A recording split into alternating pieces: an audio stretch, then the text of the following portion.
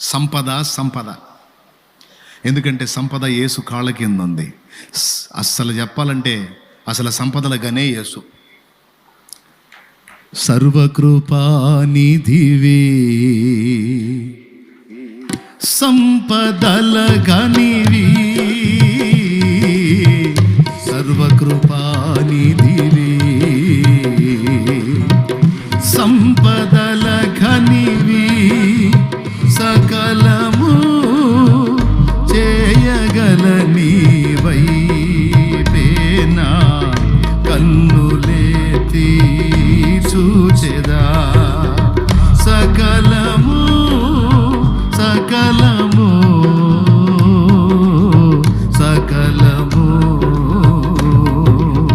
సకలము చేయగల నీవైనా కన్నులేతి చూచెదా.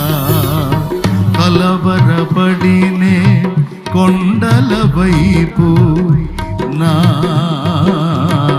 కన్నులేతుదునా. స్తోత్రం. ఏం పాడుకున్నారండి భక్తులు, దేవుణ్ణి ఎలా వివర్ణించుకున్నారండి. బావాలండి లోతుకి. ఈ పాట పాడిన ఆయన లీకేజ్ గుడ్లు ఉంటాయే, షాప్ కాడికి పోయి మామూలు గుడ్డేమో పావులంట, ఈ లీకు పగిలి నెర్రలు కొట్టుంటాయి గుడ్లు కొన్ని, అవి అయితే 15 పైసలు అంట. పావులాకు 2 ఇస్తారు, మామూలు గుడ్డు అయితేనే 1 పావులా. ఈయనకు పోయే షాప్ కాడికి పోతే ఈయన పోయేసరికి అట్టది ఉంటుంది కదా గుడ్లు పెట్టి, దాని నిండా ఈ లీకేజ్ గుడ్లు పెట్టి ఉంటాడంట షాప్ ఆయన. ఆ లీకేజ్ గుడ్లు తీసుకెళ్ళి వండుకొని తినాలి. ఓ రోజు ఆయన లేడు, ఆయన భార్య ఉందంట. ఏమంటే కోడిగుడ్లు కావాలంటే మంచి మంచి గుడ్లు ఏరుతుందంట. అవి కాదమ్మా సారు నాకు లీకేజ్ గుడ్లు ఇస్తాడు.